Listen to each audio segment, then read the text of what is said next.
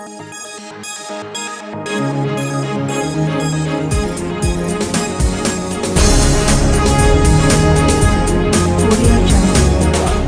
देख रहे हैं जनता की आवाज़ न्यूज़ 24। आज हमारे पास मौजूद हैं मधुबाला जी। अब हम इनसे जानते हैं, आज ये बहुत ऊपर उठ गए हैं, बहुत नीचे से बहुत ऊपर उठे हैं। अब हम इनके बारे में पूरा ब्यौरा जानेंगे कि ये स्टार्टिंग से क्या थे और अभी क्या हैं। मैम, सबसे पहले हमारे चैनल में आपका स्वागत है। Thank you. मैम, आप अभी क्या चीज़ पे हैं और स्टार्टिंग में आपने कितना स्ट्रगल किया, वे सभी आप अपने दर्शक को, आप अपने जनता को बताइए। स्टार्टिंग से लेकर के अभी तक की, अभी तक आप क्या हैं? मैं एक गांव की बहुत ही घूंघट में रहने वाली बहुत ही यहाँ की का पंचायत के, और हमें यहाँ पे 2005 में मेरा आशा कार्यकर्ता के रूप में निकले थे घर से। उसके पहले यहाँ पर काफ़ी बहु लोग आग लगा के जल चुके थे 1 साल के अंदर में। तो मेरा दिमाग में आया कि बहु लोग जल जा रहे हैं, तो देहात क्षेत्र में बहुत ज़्यादा प्रॉब्लम था, इसलिए मेरा निकलने का मेन मकसद यही था। मैम, ये एक मिनट, क्या इस गांव से का पंचायत से खुद जलते थे या कोई कारण था उनको जलने का? नहीं, घरेलू विवाद कुछ होता है ना, बहुत इस तरह से लोग के होता था। तो हमने यह उसी समय हमने यह सोचा कि नहीं, मैं निकलूंगी बाहर और आने वाले समय में मैं मिसाल के रूप में यह कायम करूंगी इस गांव में कि इन्होंने इतना मेहनत करके इतना आगे गए, और इस तरह से ताकि आने वाले बहू को ये हमसे साहस मिले, कुछ सीखने के लिए मिले। इसलिए हम वहाँ से निकले और हम आशा कार्यकर्ता में शुरू 2005 में हम आशा कार्यकर्ता में के लिए काम किए।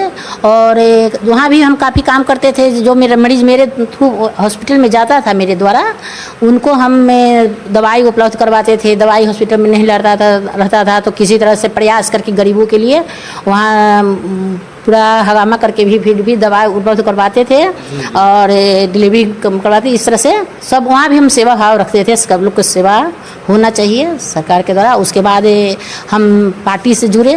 पार्टी से जुड़ने किस पार्टी से जुड़े थे मैम? बीजेपी से। बीजेपी में हम उसके बाद हम 2001 में बीजेपी से जुड़ गए थे। 2001 में हम उपाध्यक्ष थे जिला में, महिला मोर्चा में। उसके बाद हम जिला में प्रदेश में आए, प्रदेश का समिति सदस्य रहे महिला मोर्चा के।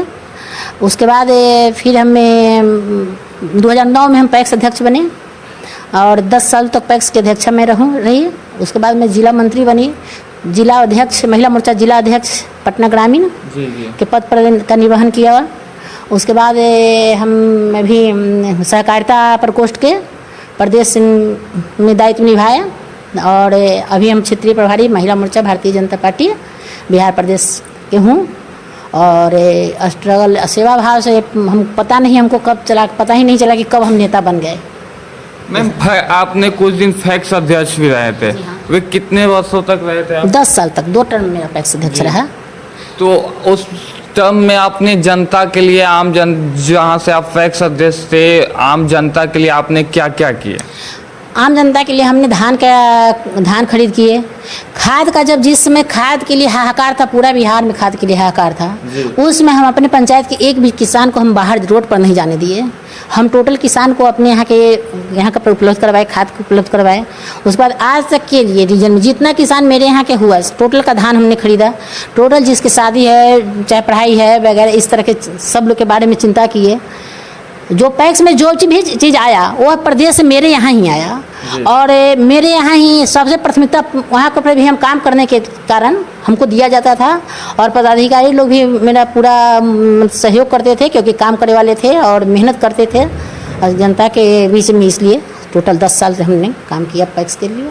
और अभी मेरा पैक्स से रोल मॉडल जो आया, केंद्र का यह एक योजना आया पैक्स में। हम जब चुनाव अंतिम साल वर्ष था मेरा, तो एक योजना आया केंद्र से कि टोटल जो पैक्स है वह है कंप्यूटराइज होगा, जिसमें मेरा सौभाग्य हुआ कि काप पैक्स नंबर 1 पर रहा और रोल मॉडल का काम किया काप पैक्स। और कभी भी नेट खोल करके देखा जाएगा तो बिहार में सबसे पहला पैक्स काप होगा।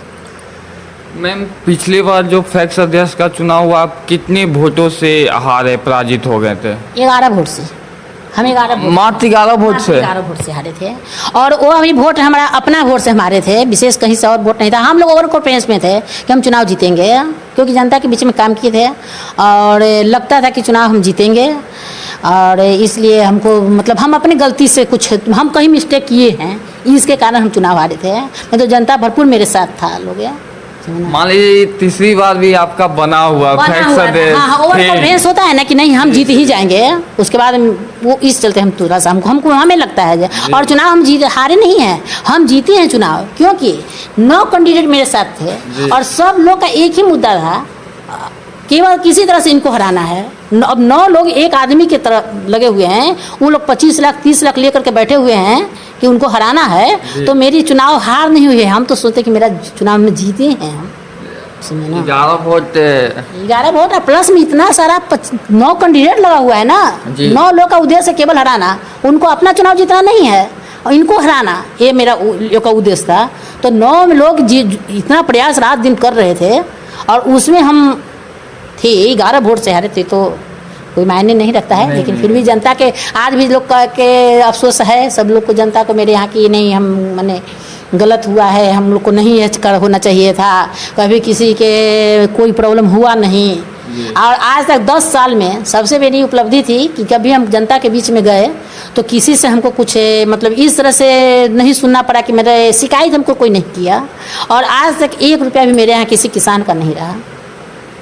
मैम अब मैं कुछ राजनीतिक पे बात कर लेता हूँ, क्योंकि बिहार विधानसभा चुनाव बहुत नज़दीक आ गई है, अब मात्र 2 महीने कुछ दिन बाकी है। मैम आप जहाँ से आते हैं, पालीगंज विधानसभा क्षेत्र से आते हैं, यहाँ का जो स्थानीय विधायक थे राजद के जयवर्धन यादव, उन्होंने जदयू में शामिल हो गए हैं और जदयू और भाजपा, और हमेशा से भाजपा का यहाँ का टिकट रहते आए आज तक, और जदयू और भाजपा का गठबंधन है। तो आपको क्या लगता है यहाँ पे किसका उम्मीदवार उतरेगा, बीजेपी का उतरेगा या राजद ये जदयू का? बीजेपी का सर, बीजेपी का उतरेगा। तो ऐसा क्यों कि वे सत्ता में है, एनडीए की सरकार है, तो यहाँ के जो स्थानीय विधायक थे वे जा कर के मिले हैं, तो उनको सीट यहाँ से मिलेगा, इसके लिए तो मिले हैं। आपको क्या लगता है इस पर? नहीं, ऐसा कोई बात नहीं है कि वो जिस कारण से मिले हो तो उनका व्यक्तिगत होगा कि किस तरह से किस लिए मिले हैं। लेकिन भाजपा का सीट परंपरागत सीट रही है और भाजपा की ही सीट रहेगी। और यहाँ तो एक बार माले का 2 बार सरकार रहा, विधायक रहे, राजद का भी विधायक रहे हैं, 2 बार बीजेपी का भी विधायक रहा, स्थायी किसी का विधायक रहा नहीं है यहाँ पे। और जदयू का तो ही यहाँ करीब करीब है ही नहीं, कोई कभी हुआ ही नहीं है, तो यह तो बीजेपी का ही सीट रहेगा भाई। मैम मान लीजिए कि आज तक चुनाव हुआ है तो मात्र 2 बार बीजेपी का कैंडिडेट यहाँ से जीता है, तो क्या मालूम इस बार जदयू अपना कैंडिडेट उतारे? वो तो कुछ भी राजनीति भी कुछ भी हो सकता है, लेकिन ऐसा नहीं है। क्षेत्र का ही है और क्षेत्र का वो आवाज़ है, क्षेत्र का कैंडिडेट बीजेपी का भी हो तो क्षेत्र का कैंडिडेट हो, क्योंकि पालीगंज ऐसा है, कन्हैया बाबू की धरती है और यहाँ के लोग चंदा दे करके चुनाव जिताते हैं, यह यहाँ की परंपरा रही है। और क्षेत्रीय कैंडिडेट के जो जब भी टिकट मिलेगा तो क्षेत्रीय कैंडिडेट को टिकट मिलेगा और वह चुनाव जीतेगा। मैम पालीगंज से आप उभरता हुआ राजनीतिक चेहरा है भारतीय जनता पार्टी का, महिला मोर्चा का, तो क्या आप भी भारतीय जनता पार्टी से टिकट के लिए, पालीगंज विधानसभा से टिकट के लिए क्या प्रयास में लगे हुए हैं कि क्या? जी हाँ, एकदम लगे हुए हैं। 2 बार से पहले भी लगे हैं। जब मेरे पास एक स्कूटी था 2009 में, जब हम अध्यक्ष बने थे तो मेरा काम आशा में भी थे और इधर भी काम मेरा बढ़ गया था, तो उस समय 2009 में हम अपना स्कूटी लिए थे। तो जब हम स्कूटी, तो उस समय से ही हम टिकट के लिए दावेदारी कर रहे हैं, क्योंकि स्कूटी प्रॉब्लम नहीं है, प्रॉब्लम है जनता के सेवा। जनता की सेवा होना चाहिए और राजनीति एक पूजा है, पूजा की तरह उसको होना चाहिए, गंदा राजनीति नहीं होना चाहिए, मेरा सोच है। हर लोग का अपना अपना सोच रहता है। और वहाँ से हम अपना स्कूटी लेकर के फील्ड वर्क किए थे, उसमें भी टिकट मांगे थे।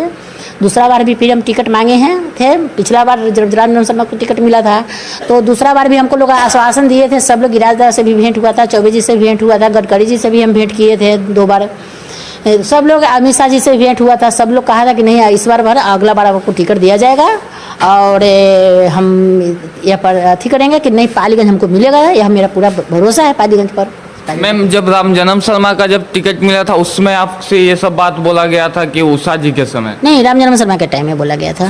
तो पिछले बार ही बोला गया था, तो क्या इस बार आपको टिकट मिलेगा बीजेपी से कि नहीं? हाँ, टिकट तो मिलेगा भाई साहब, एकदम श्योर टिकट मिलेगा। हमें तो पूरा विश्वास है कि पार्टी टिकट देगी हमको, क्योंकि हम पार्टी के लिए इतना मेहनत कर रहे हैं और इतने पुराने कार्यकर्ता हैं और कभी हम पार्टी से कुछ जितना हुआ उतना पार्टी के लिए काम किए हैं।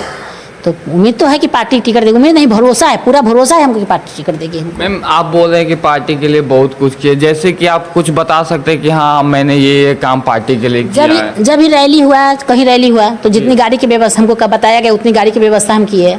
अभी हम यहाँ के बाढ़ के प्रभारी हैं, बाढ़ वैशाली दोनों जगह के प्रभारी हैं। जी। और क्या चीज़ का प्रभारी? महिला मोर्चा का क्षेत्रीय प्रभारी 2 जिला मेरे जी में है। जी। तो वहाँ भी कार्य करना है, वहाँ 2 प्रभारी को हटा करके तीसरा प्रभारी हमको रखा गया है, वहाँ पर लगाया गया है। मैम ये बताइए कि आप पटना जिला के हैं, वो भी पालीगंज विधानसभा के, तो आपका उतना दूर का प्रभारी क्यों बनाया गया? आपका अच्छा कर्म आपने कुछ किया होगा तब तो।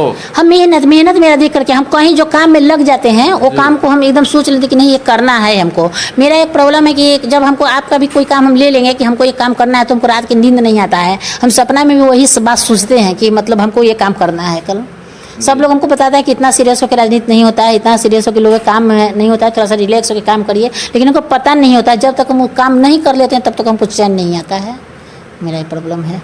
मैम तो इस बार आपको पालीगंज विधानसभा से टिकट मिलेगी? हाँ। आप क्या लगता है कि आपको मिल जाएगी? तो क्या जनता आपके पीछे खड़ी है कि नहीं खड़ी है? खड़ी है, बताते हैं हम चुनाव जीतने के उस थी कि क्या हम मेरा समीकरण क्या है चुनाव जीतने का।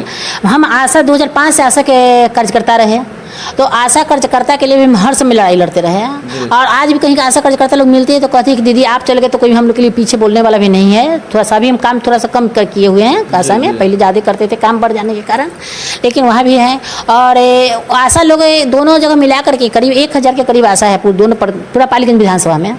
मेरे लिए मान लीजिए कि 400 नहीं काम करेगी आशा कार्यकर्ता, फिर 600 मेरे लिए काम करेगी और 600 कार्य करिए। हम पैक्स अध्यक्ष रह चुके हैं 10 साल तक के, जितना हर ऑफिस में सब लोग के लिए काम किए हैं, लड़के झगड़ की जिस तरह से अपना करके, तो उस हिसाब से 40 अध्यक्ष हैं पूरा पालीगंज विधानसभा में।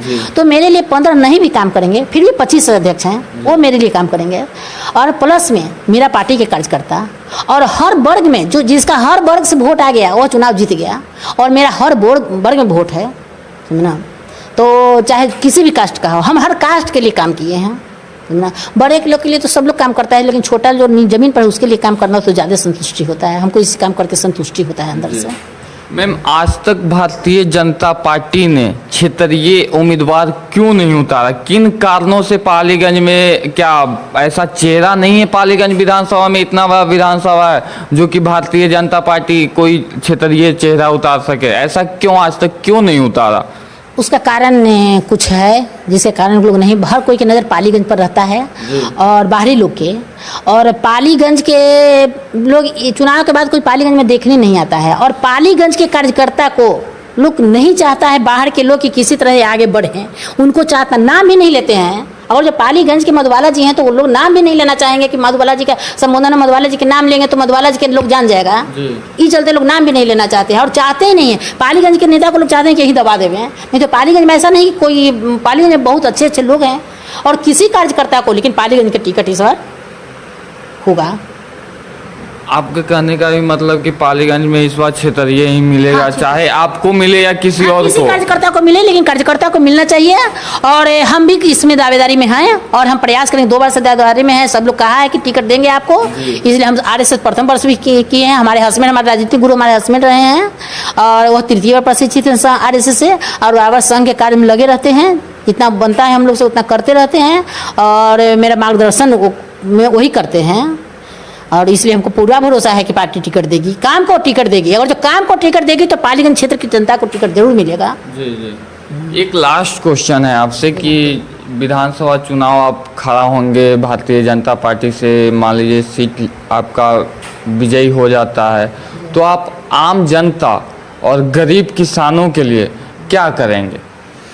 सबसे पहले जितना हमसे प्राथमिकता है, अभी तक जो पैक्स अध्यक्ष रहे तो किसानों के लिए हमने बहुत कुछ किया था। किसान के हक की लड़ाई हमने लड़े थे, कलाम जी थे कृष्ण होल, वहाँ पर भी हम इस चीज़ को उठाए थे।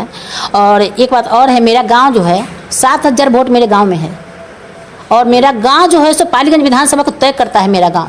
जी जी। समझे ना। तो आज तक यहाँ से एक भी नेता को बाहर नहीं निकला है लोग।